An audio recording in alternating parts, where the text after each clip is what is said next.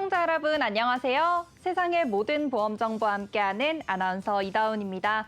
저희 프로그램에서는 보험을 준비하는 과정에서 생기는 작은 고민부터 과도한 보험료로 걱정하시는 분들이 한 분도 계시지 않을 때까지 보험에 관한 고민과 궁금증을 함께 풀어보고 있습니다. 또한 본 프로그램은 카카오TV와 네이버TV, 유튜브를 통해서 시청하실 수 있고요. 유튜브 검색창에 NBNTV 검색하시면 실시간 방송으로도 참여하실 수 있습니다. 아울러 본 방송은 정보 제공을 위한 방송입니다. 보험 서비스 및 상품 판매와 중개에는 관여하지 않습니다. 그럼 오늘의 보험 불만제로 시작해 보도록 할 텐데요. 오늘은 네 분의 전문가 나와 계십니다. 전문가님 안녕하세요. 안녕하세요. 보험공사의 기초부터 마무리까지 책임지겠습니다. 안녕하세요. 티 없이 맑고 깨끗한 전문가 최영규입니다. 안녕하세요. 여러분의 노후를 정답고 행복한 삶으로 만들어드릴 정다운 보험 전문가입니다. 안녕하세요. 손해보험사 보상가 출신 이유나 전문가입니다. 누구인가? 누가 보험을 잘못 가입하였어? 네, 보험의 과거와 현재 그리고 미래를 보는 눈, 보험계의 궁예 장석현입니다. 네, 오늘도 네 분의 전문가님과 인사 나눠봤고요. 이제 오늘의 칭찬보험들 확인해 보도록 하겠습니다. 오늘 첫 번째로 칭찬받을 보험은 어떤 보험인지 화면으로 먼저 확인해 보시죠.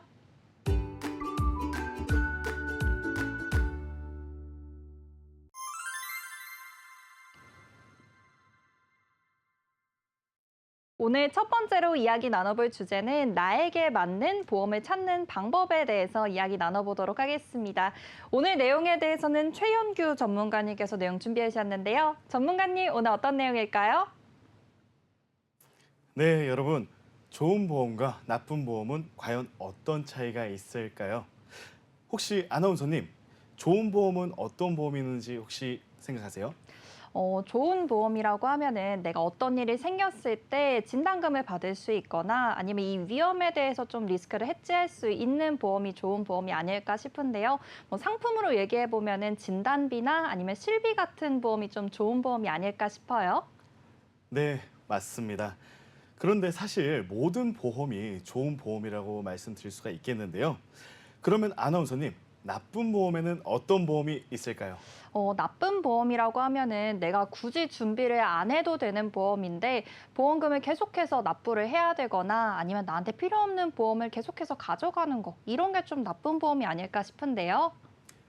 네, 맞습니다. 굉장히 전문가이시네요. 네. 그런데 가만 보면 나쁜 보험도 그리고 좋은 보험도 따로 없다가 정답인 것 같습니다. 사실 모든 보험은 보험 가입자인 본인의 상황과 그리고 직업, 건강 상태를 토대로 준비해 주는 것이 가장 적절한 보험이다라고 말씀드릴 수가 있겠는데요. 우선은 본인이 불필요하다고 생각을 했어도 보험이란 불확실성으로 인한 사고를 미리 사전에 준비하는 것이기 때문에 우리는 미래를 내다볼 수가 없잖아요. 그렇기 때문에 사전에 사고로 인한 재정적 어려움이나 현재 건강 상태로 인해 걱정되는 것들을 미리 방지하고자 보험을 준비하는 것이죠. 네, 이렇게 따져보면 사실 보험이라는 건 좋은 보험도 없고 나쁜 보험도 없고 나에게 맞는 적절한 보험만 있다라고 말씀 주신 것 같은데요. 그렇다면 이런 점에서 대비해 봤을 때 우리가 미리 이런 사고를 대비할 수 있다는 점에서 보험은 정말 중요한 게 아닐까 싶은데요. 네, 맞습니다. 보험은 개인의 상황과 필요에 따라서 선택을 해야 하지만 좋은 보험과 나쁜 보험을 엄격히 나누는 것보다도 어떤 상황에서든 적절하게 준비하는 보험이 가장 중요하다고 생각이 듭니다. 네, 맞아요. 보험은 현재가 아니라 미래에 있을 수 있는 이 불확실한 사건에 대해서 좀 우리가 미리 준비를 해보는 거잖아요. 그래서 중요한 안전망이라는 사실을 좀 잊지 않아야 할 것 같습니다. 정확하세요. 네, 굉장히 전문가이신데요. 예를 들어서 암보험이나 실비보험 같은 경우에는 의료비 부담을 줄여주는 큰 도움이 되지만 그 이외에도 생명보험이나 이런 것들은 가족을 위한 금융적 지원을 준비하는 것도 아주 중요합니다. 네, 맞아요. 보험은 누가 좋다고 해서 나에게 맞는 보험인 것도 아니고 또 어떤 사람에겐 맞지 않다 하더라도 나의 상황에는 맞을 수 있다고 생각합니다. 따라서 본인의 상황에 맞게 이제 적절한 보험을 가입하는 게 제일 중요할 것 같은데요. 그러기 위해서는 전문가의 조언을 듣고 그리고 신중하게 좀 결정하는 게 필요할 것 같습니다. 네, 맞습니다. 개인의 안전과 그리고 안전을 위한 중요한 선택이며 그리고 전문가의 도움을 받아서 결정하는 것이 가장 중요합니다. 네, 좋습니다. 그렇다면 오늘 나에게 맞는 보험을 찾는 방법에 대해서 조금 더 자세하게 설명해 주세요. 네, 이제 상황에 따라 나에게 더 필요한 보험과 우선순위를 조금 뒤로 해도 되는 보험에 대해서 자세히 알려드리겠습니다. 음, 여러분, 진단비와 치료비 중에 과연 어떤 게 더 중요할까요? 대부분 사람들이 암 진단, 뇌졸중 진단, 급성 심근경색 진단 중요하다고들 해주시죠? 중요하죠. 매우 중요합니다. 그런데 이 보험들을 준비하는 궁극적인 목적을 한번 생각해 볼 수가 있을 것 같아요. 아나운서님, 앞에서 우리는 어떤 상황에 대비해서 보험을 준비한다고 말씀드렸죠? 앞서서 말씀 주셨던 내용은 이제 미래에 있을 수 있는 사고에 대해서 좀 불확실하지만 이 부분을 미리 준비해야 한다고 말씀해 주셨죠? 맞습니다. 사고는 다양하게 표현이 될 수가 있을 텐데요. 우선 현대 사회에서 가장 큰 사고는 다치거나 아픈 것이 아닌 재정적인 사고를 얘기가 나오고 있어요. 자, 그럼 재정적인 사고는 어떤 상황에 발생할까요? 아나운서님. 재정적으로 좀 문제가 되는 상황을 말씀 주신 것 같은데 요즘에는 제가 또 방송을 하면서 많은 사례들을 듣다 보니까 고액의 치료비가 나올 때 재정적으로 굉장히 힘들어지는 것 같더라고요. 맞습니다. 굉장히 전문가이시네요. 네. 우선은 우리는 치료를 받을 때 그리고 예기치 못한 사고가 났을 때 재정적인 사고가 난다고 얘기가 나오고 있어요. 그러면 예를 들어볼게요. 만약에 누군가가 암 진단을 받았다 하면은 우리는 병원비가 얼마가 나올까요? 아마 검사료 정도가 나오겠죠. 그런데 암의 진단을 받고 나서 그럼 내 돈이 들어가는 순간은 과연 언제일까요? 암을 사실 딱 진단받았을 때는 그날의 검사비 정도가 이제 소요가 되는데 사실상 이런 고액의 치료비가 들어갈 때는 우리가 실질적으로 이 암을 치료하는 순간부터 고액의 치료비가 발생하지 않을까 싶어요. 그래서 치료하는 순간에 들어간다. 맞나요? 정확히 맞습니다. 네. 자, 진단비만 단단히 준비를 하신다고 해도 치료 자금이 따로 없으시다면 그 진단비로 모든 걸 해결해야 하게 되는데 이때 본인이 치료비가 준비가 되어 있으시다면 치료비로 치료를 받으시고 그리고 남는 진단금은 어떻게 되겠습니까? 이렇게 고액의 치료비가 발생했을 때 치료비도 보험금에서 우리가 수령을 할 수가 있고 그럼 이제 진단금의 경우에는 우리가 고정적으로 또 생활 자금이 나가야 되지 않아요. 그래서 치료를 받는 동안에 우리가 일상생활을 못하게 된다면 그 부분에 있어서 좀 고정 지출을 줄여줄 수 있는 게 이런 진단금이지 않을까요? 맞습니다. 저하고 아나운서님하고 자리를 바꿔야 될 것 같은데요. 굉장히 전문가이십니다. 네, 이렇게 치료 자금이 준비가 되어 있다면 진단금은 온전히 다른 방향으로 사용할 수 있는 기회 비용이 되는 것입니다.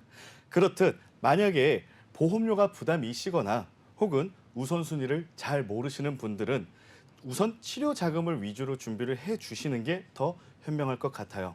그리고 여유가 되는 선에서 진단금을 조금 더 준비해서 기회비용을 마련하시는 게 좋을 것 같습니다. 이로써 알 수 있는 거는 예전에는 진단금이 최고다라는 얘기가 있었잖아요.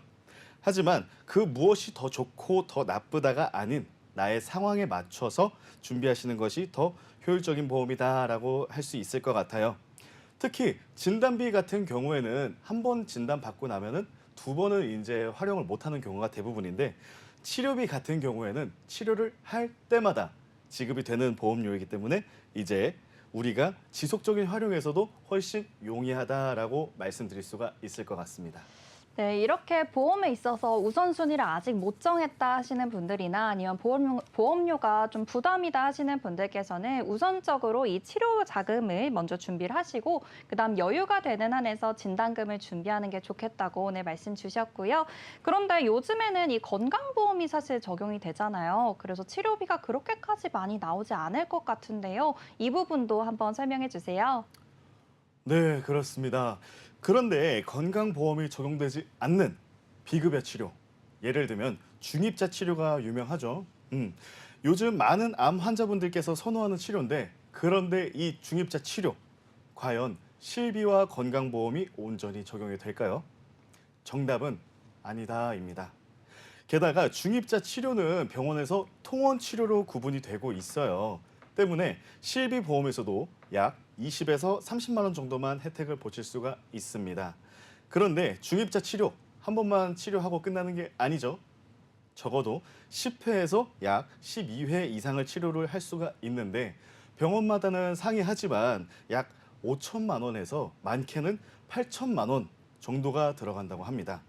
그럼 전체적인 보험 혜택은 약 2에서 300만 원 정도 혜택을 보는데 내 부담금은 이미 1,000단위가 넘어가게 되는 거죠. 자, 그럼 진단비 몇 천만 원 혹은 1억, 과연 충분한 진단금일까요? 10번에서 12번 정도 치료를 받게 되는데 이제 5천만 원에서 8천만 원까지 비용이 소요가 될 수도 있다고 하니까 사실 진단금 몇 천만 원으로는 턱없이 부족할 것 같고 1억이다 할지라도 우리가 계속해서 치료를 받으면서 사실 경제 생활을 하기가 어렵잖아요. 그래서 진단금 1억으로도 아무래도 좀 부족할 것 같아요. 그래서 예전에는 사실 어르신들께서 내가 진단금이 좀 준비가 되어 있다 하더라도 이게 좀 부족한 게 아닌가 하시는 분들도 참 많았었던 것 같기도 하고요. 네, 맞습니다. 진단금 부족하다고 느끼시는 분들 많았죠. 그런데 그게 왜 그러냐? 요즘 새로 생긴 신의료 기술의 횟수와 비용이 너무 많이 들어가기 때문입니다. 그걸 다 치료하려면은 진단금으로는 부족하다라고 말씀하셨던 것 같아요. 그런데 치료 자금이 따로 준비가 돼 있다면은 진단금이 부족하다가 아니라 치료비를 보충하는 것이다 하는 게 더 맞는 표현이 된 것 같습니다. 자, 지금까지 제가 드린 말씀을 내용은 나는 치료 자금이 잘 준비되어 있나? 잘 준비되어 있겠지? 하지 마시고 꼭 전문가와 상담을 해서 내용 확인하시는 걸 추천드리고 싶습니다. 자, 그럼 아나운서님, 이제 어떤 보험이 좋은 보험이고 어떤 보험이 나쁜 보험인지 아실 것 같나요? 네, 지금까지 들어보면 일단 어떤 보험이 나쁜 보험이고 좋은 보험이고 이렇게 가릴 수는 없는 것 같고 대신에 좀 보험의 중요도가 따로 있지 않은가 하는 생각이 듭니다. 맞습니다. 역시 전문가이시네요. 네, 여러분, 좋은 보험 그리고 나쁜 보험은 따로 없는 것 같습니다. 다만 전문가와 상담해서 나에게 맞는 보험과 그리고 꼭 필요한 준비를 대비하시길 바라겠습니다. 네, 저는 이만 인사드리겠습니다. 지금까지 티 없이 맑고 깨끗한 전문가 최은규였습니다. 네, 나에게 맞는 보험을 찾는 방법에 대해서 확인해 봤습니다. 이렇게 첫 번째 칭찬 보험은 여기서 마무리하도록 하고요. 다음으로 칭찬받을 보험은 어떤 보험인지 화면으로 먼저 확인해 보시죠.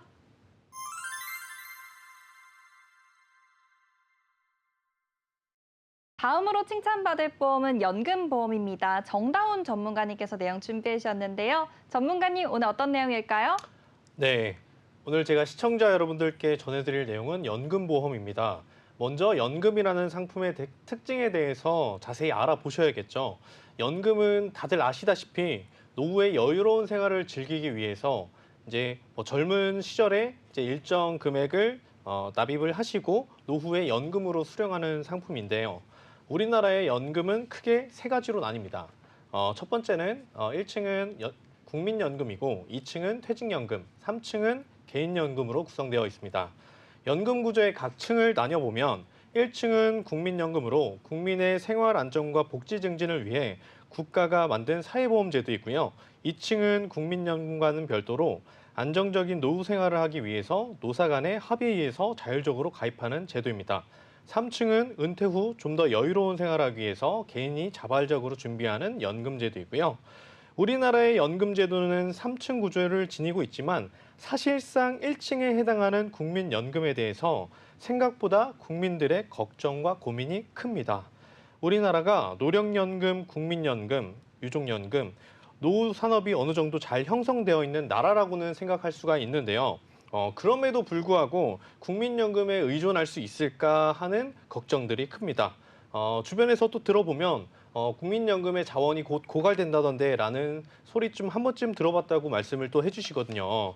네, 그래서 그렇게 현실적인 고민을 좀 많이 하고 계신데요. 이렇게 불안을 떨고 그런 이유가 가장 큰 이유 중에 하나는 고령화 사회로 진입하고 있기 때문인데요. 우리 사회에서 이렇게 당연하게 조정되는 현상이라고 할 수 있겠습니다. 네, 저도 요즘에 국민연금을 계속해서 납부하고는 있는데 내가 나중에 나이가 들어서 실제로 이 국민연금을 받아야 될 때 이거 받지 못하면 어떡하나 하는 고민이 많았거든요. 그런데 오늘 전문가님께서 말씀해 주시는 걸 들어보니까 이 고령 사회에 우리나라가 진입을 했고 그리고 이것 때문에 좀 국민연금에 문제가 있다고 말씀 주신 것 같은데 이 두 가지가 정확하게 어떤 연관성이 있는 건지 이 부분에 대해서 말씀해 주세요. 네. 고령화 사회로 진입하면서 국민연금에 끼치는 영향은 분명하게 존재하는데요. 통계청 자료에 따르면 65세 이상 고령자 인구의 우리 한국 사회의 그 상대적 빈곤 유업률이 1위를 차지하는 걸 볼 수 있는데요. 사회적인 문제로는 빠른 은퇴 시기로 인해 전체 노동자의 인구 중 고령자의 인구가 굉장히 부족한 일자리를 겪고 있고 빈곤한 노동층의 비중이 늘어나고 있고요. 이 짧아진 은퇴 시기로 인해 경제 활동에 정체가 오면서 불안정한 노후 생활 자금이 형성되고 있기 때문이기도 하고요. 노인 빈곤층의 비율이 많아진 것으로 해석할 수 있습니다. 가장 큰 문제로는 고령화 사회 진입과 동시에 노년층을 부양해야 되는 청년 계층의 수가 저출산 문제 굉장히 많죠. 이로 인해 상대적으로 적다라고 할 수 있겠습니다. 네, 기대 수명은 높아졌는데 은퇴 시기는 당겨졌고요. 여기다가 청년들이 이제 저출산으로 줄어들면서 문제가 심화된 것 같습니다. 그런 이유로 국민연금이 고갈되고 있다고 말씀 주셨는데요. 그렇다면 우리가 국민연금으로 사실 이전에는 좀 노후를 해결할 수 있다고 생각했었는데 이제는 국민연금만으로 노후를 좀 준비할 수 있을지도 고민이 되거든요. 그래서 우리가 실제로 노인이 되었을 때 필요한 생활자금은 어느 정도인지 말씀 부탁드립니다. 네. 저도 가끔 이제 노후에 퇴직하면은 얼마나 이제 필요할지 생각을 많이 하곤 하는데요.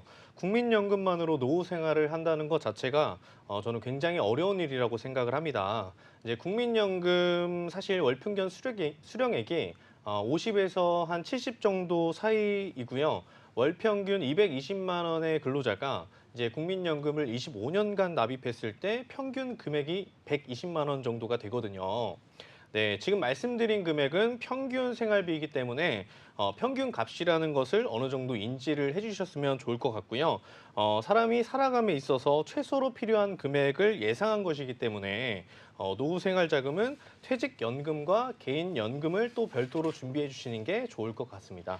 네, 최소 필요한 생활비가 달에 120만 원인데 우리가 수령할 수 있는 금액은 50만 원에서 70만 원 정도로 턱없이 부족한 상황입니다. 그렇다면 최소 노후 생활비도 사실 준비하기가 어렵다는 말씀해 주신 것 같은데요. 그럼 우리가 이럴수록 퇴직연금이랑 좀 개인연금을 스스로 준비를 해야 할 것 같은데 오늘 이 부분에 대해서도 말씀 부탁드립니다. 네, 아무래도 국민연금에 의존하기 힘들다고 말씀을 드렸었죠. 우리나라의 연금 구조에는 2층과 3층에 해당하는 각각 퇴직연금과 개인연금 제도가 있다고 말씀을 드렸습니다. 이제 우리나라에서 2층에 해당하는 퇴직연금 제도를 확인해 보게 되면요. 이전에는 퇴직연금 제도가 아니라 퇴직금 제도로 운영이 되었었고요. 퇴직금 제도는 퇴직을 할 때 퇴직금을 일시로 수령하게끔 제도가 되어 있고요. 회사가 망하면 퇴직금을 받지 못하는 리스크가 존재했었는데요. 반대로 개정된 퇴직연금 제도는 노후 생활에 대비할 수 있는 그런 재원이 됨과 동시에 회사가 파산을 하더라도 근로자의 퇴직금은 받을 수 있다는 큰 장점이 존재했습니다. 퇴직연금 제도 같은 경우에는 DC형, DB형, IRP형으로 나뉘고 있는데요. 우선 DB형 먼저 말씀을 드리겠습니다. DB형은 확정급여형입니다. 쉽게 말해서 회사에서 나의 퇴직금을 운영해준다라고 생각해 주시면 좋을 것 같고요. 장기 근속 시 퇴직금 수령액이 증가하게 되고 퇴직연금의 연금의 손실과 수익을 회사가 책임지기 때문에 근로자는 손실 발생을 하지 않아서 좋고 퇴직금 운영에 대해서 신경 쓰지 않아도 된다는 장점이 있습니다. 단점 또한 존재하는데요. 해지나 중도 인출 같은 경우에는 할 수가 없습니다. 즉, 정리하자면 안정적인 대신 수익률이 낮다라고 생각해 주시면 좋을 것 같습니다.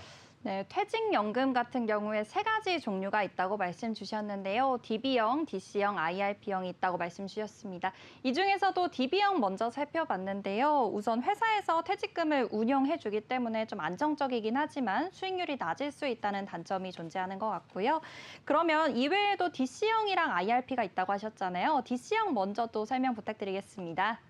네, DC형은 확정 기여형입니다. 나의 퇴직금을 내가 관리한다 이렇게 보시면 쉽게 이해할 것 같은데요.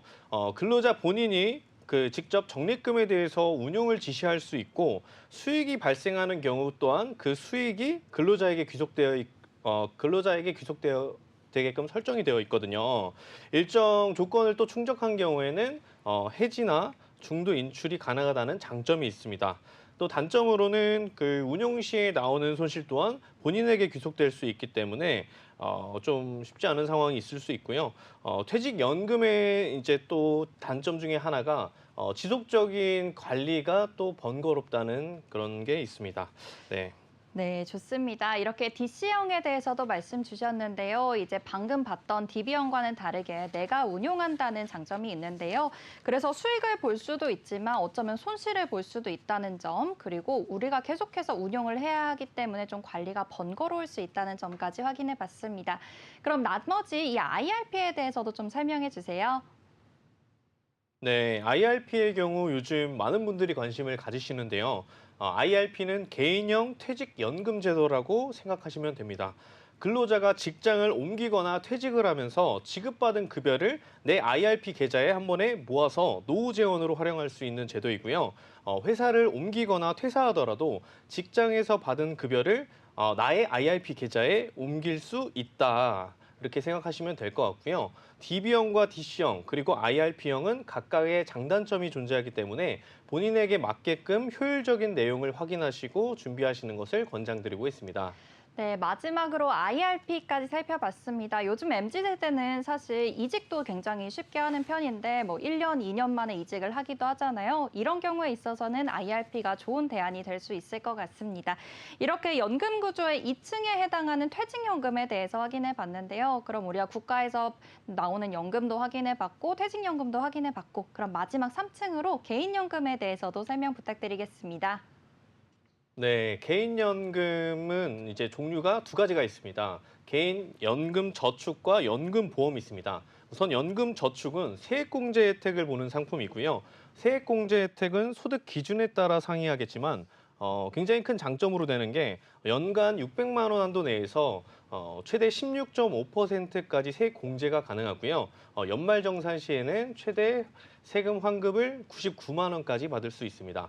연금 저축과 연금 보험을 비교해 보면 연금 저축은 세액 공제 혜택이 있다 이렇게 보시면 되시고 연금 수령 시에는 연금 소득세 최대 5.5%의 세금을 내야 된다는 단점이 있는데 연금 보험은 세액 공제 혜택이 없는 대신 연금을 수령하실 때 비과세로 받을 수 있다는 장점이 있습니다.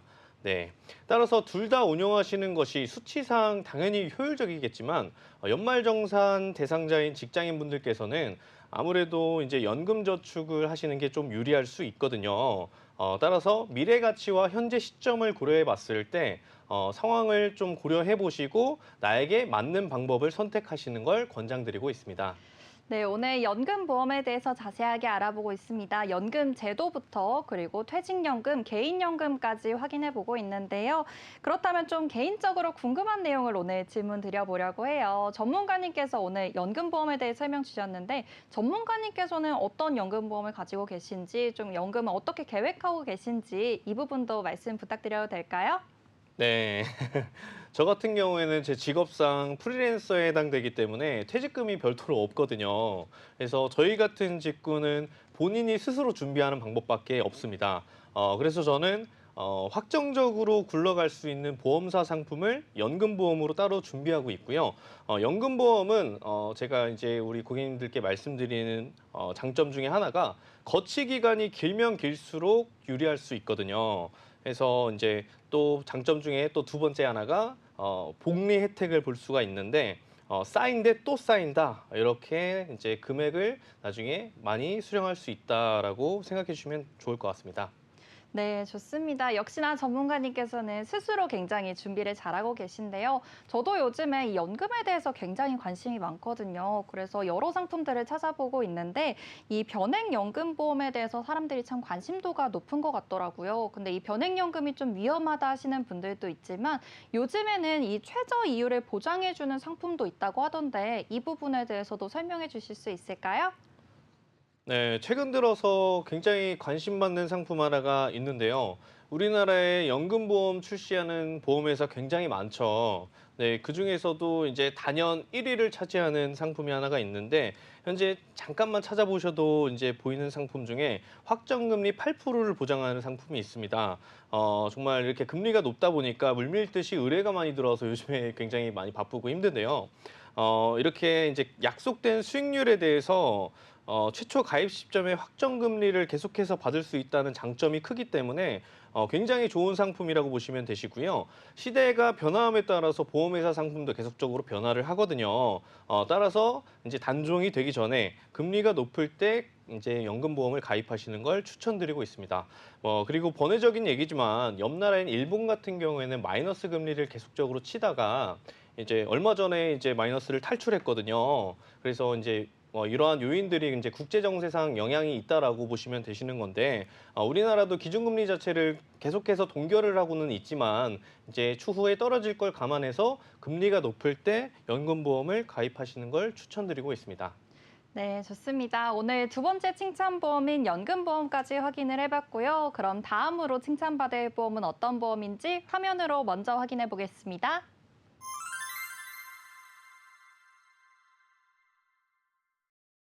네, 다음으로 칭찬받을 보험은 뇌심혈관 보험입니다. 이 내용에 대해서는 이유나 전문가님께서 내용 준비해 주셨는데요. 전문가님, 오늘 어떤 내용일까요? 네, 이번에 준비한 내용은 심장과 뇌혈관 진단입니다. 실제로 상담을 좀 하다 보면 암에 대한 기능적인 부분이나 중요성에 대해서 아시는 분들은 굉장히 많지만 실제로 뇌혈관에 대한 중요성과 그리고 내가 어떻게 보장을 받을 수 있는지 그리고 어떻게 구성을 해야 하는지에 대해서 모르시는 분들이 굉장히 많았는데요. 이런 사실 진단 같은 경우는 암만큼이나 굉장히 중요한 질병입니다. 예를 들어 암 못지않게 중요한 질병이기 때문에 보험회사에서도 암과 뇌, 심장 세 가지를 묶어 3대 진단이라고 불릴 만큼 굉장히 언급을 많이 하고 있는데요. 많은 언론과 매체 그리고 사례들을 직접 말씀드리면서 뇌, 심장에 대한 중요성에 대해서 말씀드리도록 하겠습니다. 앵커님 혹시 우리나라 사망률 1위가 혹시 뭔지 아시나요? 사망률 1위가 사실 나이대별로 좀 달라질 것 같긴 한데 이제 전체적인 국민 중에서 이제 사망률 1위를 따져보라고 한다면은 아무래도 암이 아닐까 싶어요. 왜냐하면 제 주변에서도 이제 암으로 돌아가신 분들이 굉장히 많고 또 노인분들 중에서는 대부분 제 주변에서는 암으로 돌아가시더라고요. 그래서 1위가 암이 맞을까요? 네, 사실 1위가 암이 맞습니다. 그 다음으로 한번 설명드릴 내용들은요. 자료에 보시는 것처럼 암과 상위권을 같이 사망률로 보이는 내용들은 바로 뇌와 심장 진단비입니다. 이 매년 이 혈관 질환의 사망률은 상위권에서 벗어나질 않고 있는데요. 그리고 더욱더 이 혈관 질환의 사망률은 더 무서운 것이 후유장애를 일으킬 확률이 굉장히 높다라는 것입니다. 이처럼 뇌 심장 진단은 굉장한 위험한 질병이기 때문에 우리가 더더욱 경각심을 가져야 한다는 것도 중요한 부분입니다. 두 번째로는 질병 치료비에 대한 부분인데요. 치료비 자체가 굉장히 비싸다라는 내용입니다. 뇌와 심장 치료비에 대한 내용들은 크게 수술비, 입원비, 후유 장애를 치료하는 재활 치료비가 있을 수 있는데요. 아래 자료를 같이 한번 보시면 2020년도 서울대학병원 뇌혈관 질환 수술비에 대한 방법과 치료비 비용적인 부분입니다. 예를 들어 많은 수술비가 있지만 그중에서 뇌동맥류의 수술을 한번 말씀드리자면 뇌 혈관이 부풀어 올라 그런 부푼 부분을 메꿔줄 수 있는 코인 색전술 등이 있는데요. 그 밖에 혈전 제거술 여러 가지의 수술들이 굉장히 많습니다. 하지만 이 수술 비용 등이 굉장히 비싸다라는 걸 말씀드리고자 하는데요. 사실 치료비뿐만 아니라 수술비 비용적인 금액뿐만을 말씀드리는 거기 때문에 통합적으로 본다면 우리는 더 큰 금액을 예상해 볼 수 있겠죠. 더 중요했던 부분은 한번 막힌 혈관이 또다시 막히지 않을 확률은 없다라고까지도 한번 생각해 보셔야 됩니다. 앵커님, 그러면 우리가 보통 수술한 다음에는 어떤 걸 하죠? 네, 수술을 우선 하게 되면은 이제 배를 열 수도 있고 아니면 구멍을 뚫어서 수술을 할 수도 있겠지만 아무래도 며칠 동안에는 입원을 하면서 좀 병원에서 치료를 받는 과정을 거치지 않을까요? 네, 맞습니다. 다음 자료를 보시는 것처럼 평균 입원 일수 같은 경우는 최소 2개월이고요. 길게는 4개월에서 5개월까지도 길어집니다. 또한 입원비와 간병비에도 큰 지출이 있는데요. 또한 혈관성 질환인 경우에는 말씀드렸던 것처럼 심각한 장애를 남길 수 있는 확률이 굉장히 높기 때문에 재활 치료비, 소득 활동의 부재로 인한 가정의 가계비를 무너뜨릴 수 있는 심각한 질환입니다. 사실 가장 중요한 것은요, 이 혈관성 질환은 근본적인 원인을 없애지 않는 것 이상 한 번 질환을 겪은 환자가 재발할 확률이 굉장히 높다라는 것입니다. 네, 좋습니다. 우리가 혈관 질환에 대해서 잘 알아야 하는 이유에 대해서 먼저 살펴보고 있는데요. 첫 번째로는 사망 순위에 높게 형성이 되어 있다는 점이고, 그리고 두 번째로는 치료비가 많이 든다는 점입니다. 수술비 자체로도 비싸긴 하지만 이제 입원이 장기화될 수 있기 때문에 입원비와 함께 간병비까지 우리가 부담을 해야 하는 상황이 될 것 같은데요. 그렇다면 이 두 번째 이유까지 확인해 봤으니까 그 다음 이유에 대해서도 말씀 부탁드리겠습니다. 네, 그 다음으로 말씀드릴 것은 뇌와 심혈관 질환의 경우 심각한 후유장애를 남길 확률이 굉장히 높다라는 것입니다. 지금 보시는 자료는 뇌의 단면을 기능들이 각각 나와 있는 내용들인데요. 신체 활동, 언어 활동, 기억 활동 여러 가지의 주요 기능을 하는 부분입니다.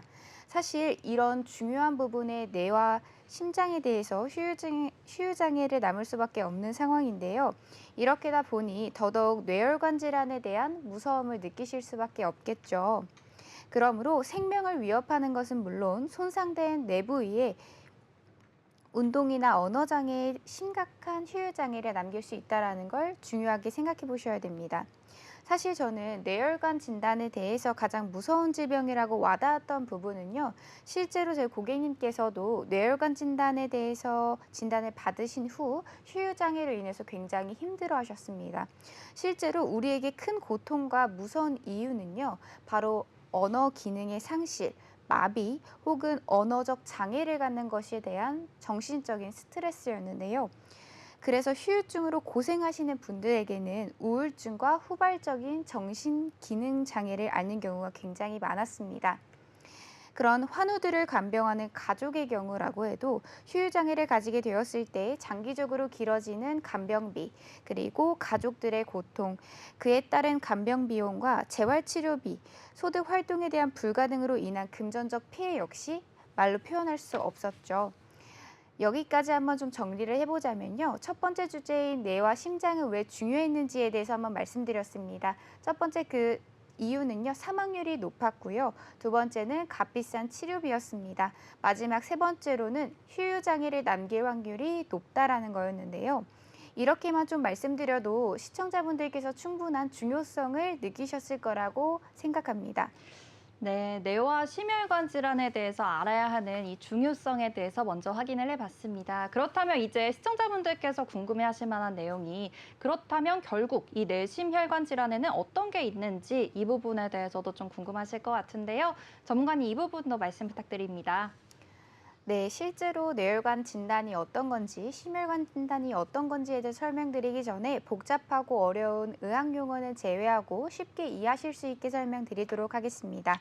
먼저 뇌혈관 진단은 뇌혈관 진단비, 뇌졸중 진단비, 뇌출혈 진단비로 구성하며 실제로 심장 같은 경우도 급성심근경색, 허혈성 심장 진단으로 나뉩니다. 이렇게 뇌혈관 안에 피가 원활하게 통하지 않고 결국 혈관이 부풀어 오르는 것을 뇌동맥류 진단이라고 말을 하는데요. 이것은 보험 업계의 범위에서 뇌혈관 진단을 포함합니다. 두 번째로는 그 혈관이 점점 막히다 못해 산소 공급이 원활하게 진행되지 않았을 것을 뇌졸중, 즉 뇌경색이라고 표현을 하는데요. 우리가 이 막힌 혈관이 결국 참다 못해 펑 하고 터져버리는 걸 뇌출혈이라고 합니다.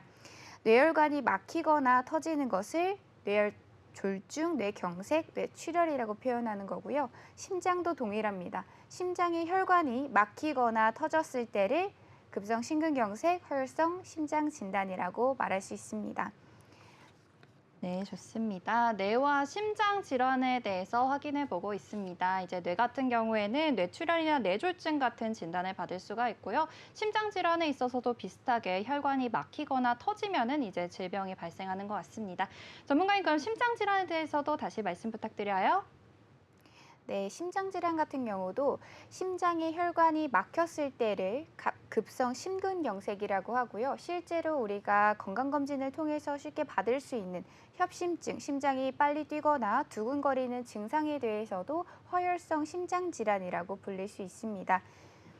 자, 여기까지만 간단하게 말씀을 드려도 가장 넓은 범위에 대해서 보장을 받는 것이 중요하다라고 좀 설명을 드릴 텐데요. 앞서 설명드렸던 뇌에 관련된 부분에 대해서 다시 한번 더 자세하게 설명드리도록 하겠습니다. 자료를 한번 보시다시피 뇌출혈 담보는 말 그대로 뇌출혈 담보만 보상하는 내용들이고 뇌졸중을 한번 예로 들어보겠습니다. 예를 들어 전조 증상 없이 바로 내가 뇌출혈로 진단을 받게 되더라고 하더라도 내가 뇌졸중 담보를 구성하고 있다면 뇌출혈 담보에서 보장을 받으실 수 있다는 겁니다. 심장도 같은 맥락이겠죠. 그렇기 때문에 우리는 뇌혈관 진단으로 예시로 한번 설명드리자면 뇌출혈, 뇌졸중 이 모든 것을 담보한 뇌혈관 가장 넓은 범위로 구성하는 것이 중요하다는 것입니다. 네, 좋습니다. 뇌와 심장의 질환에 대해서 확인해 봤고요. 그리고 각각의 이제 보장을 받을 수 있는 담보에 대해서도 확인해 봤습니다. 오늘 뇌와 심장에 대해서 자세하게 알아봤는데요. 전문가님, 마지막으로 오늘 내용 정리 부탁드리겠습니다. 네, 정리를 한번 해보자면 먼저 왜 중요한지에 대해서 설명 한번 드렸습니다. 첫 번째는 사망률이 높았던 거고요. 두 번째는 치료비가 굉장히 비쌌습니다. 마지막으로 심각한 효율장애를 남길 수 있다는 점이었고요. 두 번째로는 이런 혈관성 질환들에 대해 범위를 어떻게 구성하셔야 되는지에 대해서 설명을 드렸는데요. 가장 강조드렸던 부분이 혈관이 막히거나 터져서 생기는 질병이다. 뇌로 가면 뇌혈관, 심장으로 가면 급성 심근경색입니다. 사실 이 핏줄을 갈아 끼우지 않는 이상 근본적인 원인을 해결하지 않으면 한 번 혈관 질환을 앓으셨던 분들은 재발할 확률이 굉장히 높다라는 것이고요. 마지막 세 번째로는요, 보험 상품을 준비하기 위해서는 가장 넓은 범위로 구성을 하셔야 된다는 겁니다. 앞서 오래전에 준비를 하셨던 우리 선생님들은 좁은 범위로 보장해주는 상품만 있었기 때문에 다시 한번 검토하여 내가 제대로 보장받을 수 있는 내용이 어느 부분인지에 대해서 살펴보시는 것을 꼭 권장드리고 싶습니다. 네, 뇌와 심혈관 보험에 대해서 확인해 봤습니다. 이렇게 세 번째 칭찬보험까지 확인해 봤고요. 그럼 이제 마지막으로 칭찬받을 보험은 어떤 보험인지 화면으로 먼저 확인해 보시죠.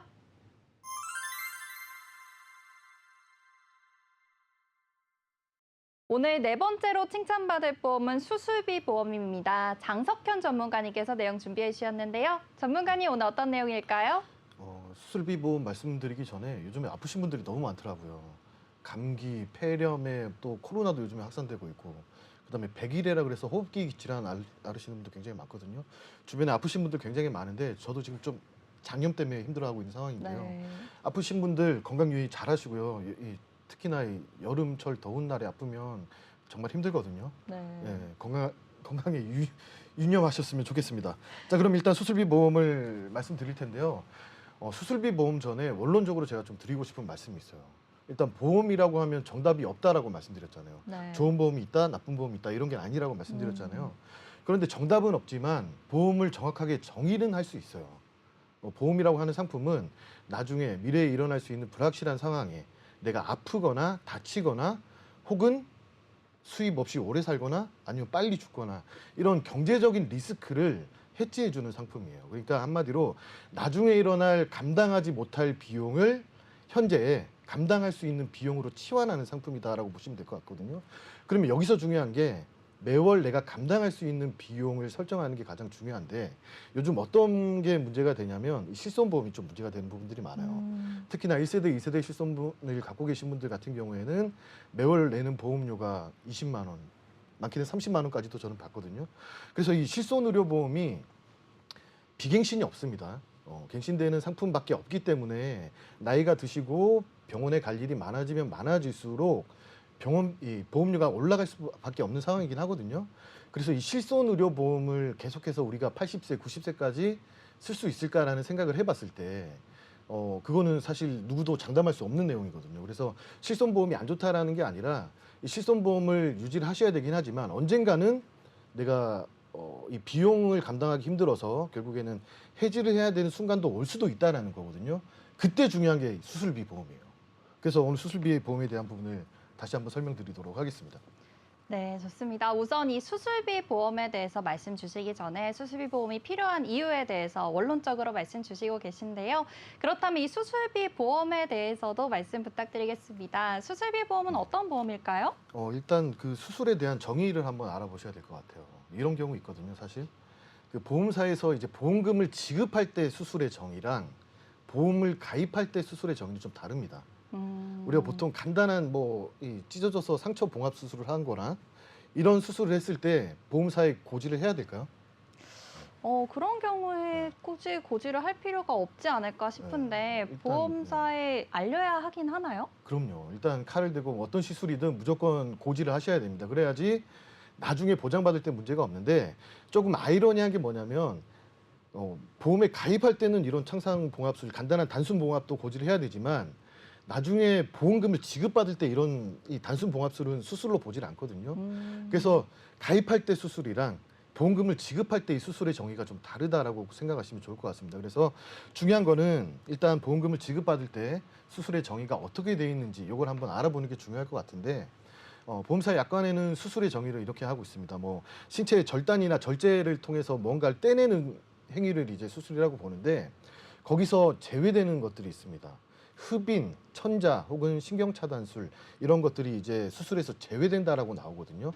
흡인, 천자에 해당하는 부분들은 보통은 이런 경우가 있죠. 어떤 이 주사로 이렇게 구멍을 뚫어서 무언가를 빼내는 네. 이런 형태의 수술을 이제 흡인이란 천자라고 표현을 하는데 보통은 이거는 빼는 것도 있지만 이렇게 넣는 것도 있거든요. 약물을. 그래서 직접적인 치료가 아니고 절제가 아니다라고 해서 보험금이 지급 안 되는 상황이 있을 수 있습니다. 그래서 이 보험사에서 말하는 수술의 정의, 보험금을 지급하는 수술은 절제와 절단이라는 단어들이 포함되어 있어야 된다라고 보는 게 맞고요. 여기서 한 가지 제가 또 팁으로 말씀드리자면 우리가 건강검진할 때 이제 이 용종 제거하시는 분들이 많거든요. 네.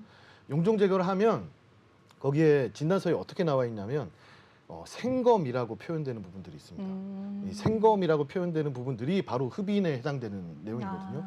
조직 검사를 위해 이 종양을 치료를 한 게 아니고 이게 어떤 건지 모르니까 조직 검사를 위해 살짝 일부분을 떼낸 거. 네. 이게 이제 흡인이라고 하는데 이 흡인이라고 적혀 있는 그러니까 생검이라고 적혀 있는 수술은 용종 제거 수술을 받을 수가 없어요. 보통 일반적으로는 용종 제거하시면 질병 수술비에서나 이 보험금이 지급되기 마련인데 생검으로 적혀 있으면 질병 수술비를 받기가 좀 힘들다라는 거 다시 한번 팁으로 좀 말씀드리겠습니다.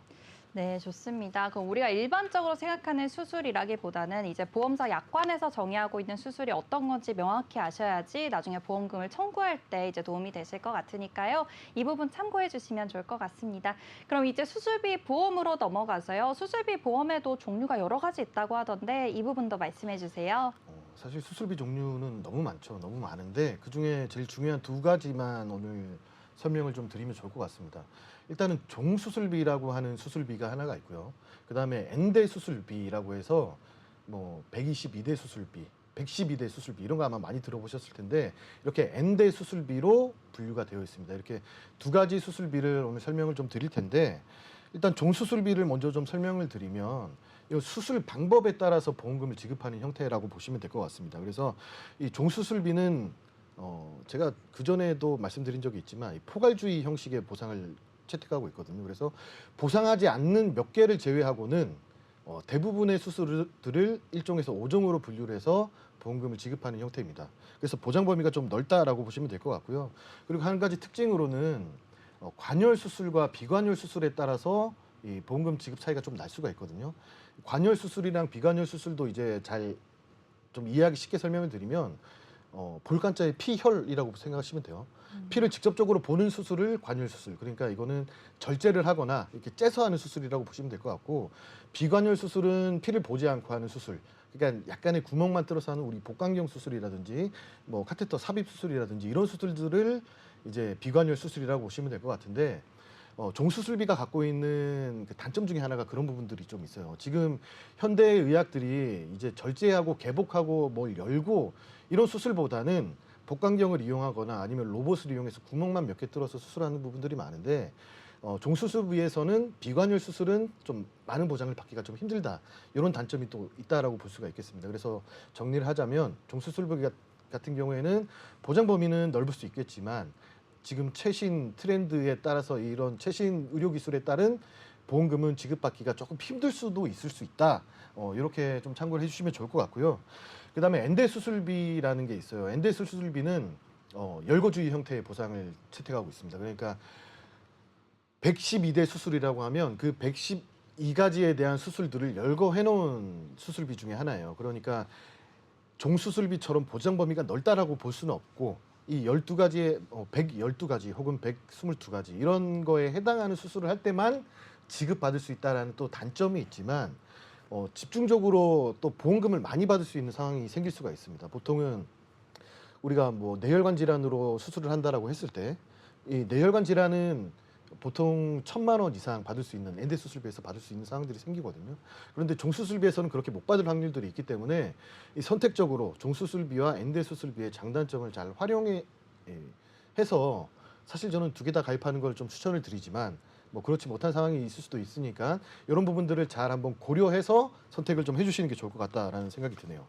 네, 종수술비와 엔대 수술비 두 가지에 대해서 확인해 봤는데요. 일단 두 개 다 가입하면 가장 좋겠지만 이게 두 개 다 가입하기에 보험료가 너무 부담된다 하시는 분들께서는 본인에게 맞는 상품으로 선택하셔서 가입해 보시는 게 좋겠습니다. 오늘 이렇게 수술비 보험에 대해서 이야기 나눠보고 있는데요. 전문가님 이제 방송 시간이 얼마 남지 않았습니다. 그래서 오늘 마지막으로 수술비 보험에 대해서 이 얘기는 꼭 해주고 싶다 하시는 말씀 있으시면 말씀 부탁드려요. 제가 수술비 보험을 가입하는 이유가 수술하고 보험금을 받아야 되잖아요. 네. 그런데 수술하고도 보험금을 청구를 못하는 경우들이 굉장히 많거든요. 그래서 그 중에 제일 첫 번째 하나가 치조골 이식 수술 하시는 분들이 있습니다. 우리 임플란트 할 때 치조골 이식 하시는 분들이 있는데, 치조골 이식할 때도 종수술비에서 나오는 경우가 있거든요. 어떤 경우냐면 2006년 혹은 2007년을 기준으로 하시면 될 것 같아요. 생명보험사에서 1~3종 수술비를 갖고 계신 분들 같은 경우에는 치조골 이식 수술을 하면 2종에서 이 보험금을 지급받을 수 있는 상황들이 생길 수 있기 때문에, 본인이 옛날 보험, 생명보험을 갖고 계시다, 그리고 임플란트를 했는데 치조골 이식 수술을 했다라고 한다면 이 1~3종 수술 특약이 있는지 없는지 잘 한번 살펴보시고 보험금 청구하시면 그것도 보험금을 받을 수 있다라는 점이 있고요. 그 다음에 또 이런 경우 있어요. 우리가 그 수면 내시경, 그러니까 건강검진할 때 보통 수면 내시경을 하니까 이 용종 제거 같은 거 할 때 내가 뗐는지 안 뗐는지 잘 모르거든요. 저도 네. 용종 되게 많이 뗐는데 몇 개 뗐는지 잘 몰라요. 네. 그런 경우들이 있어서 건강검진할 때 용종 제거하는 부분들, 아까 생검이라고 써져 있는 게 아니라 절제라고 써 있는 부분들에 대해서는 수술비를 지급받을 수 있기 때문에 그 부분도 놓치지 말고 꼭 청구를 하셨으면 좋겠습니다. 네, 좋습니다. 오늘 수술비 보험에 대해서도 자세하게 말씀 주셨고요. 또 마지막으로 내가 몰라서 못 받는 수술비가 있을 수 있습니다. 그러니까 용종 제거 같은 수술에 있어서도 이제 진단명을 확실하게 확인을 해보시고, 그리고 몰라서 못 받는 보험금이 없도록 모두 다 수령 받으시면 좋을 것 같습니다. 오늘 이렇게 4가지 보험에 대해서 자세하게 이야기 나눠봤는데요. 오늘 저희가 준비한 소식은 여기까지입니다. 저희 프로그램은 카카오TV와 네이버TV, 유튜브를 통해서 시청하실 수 있고요. 유튜브 검색창에 NBNTV 혹은 보험불만 제로 검색하시면 실시간 방송으로도 참여하실 수 있습니다. 아울러 본 방송은 정보 제공을 위한 방송입니다. 보험 서비스 및 상품 판매와 중개에는 관여하지 않는다는 점 유의하여 주시기 바랍니다. 그럼 오늘의 보험 불만 제로 여기서 마무리하도록 하겠습니다. 지금까지 시청해주신 여러분 모두 고맙습니다.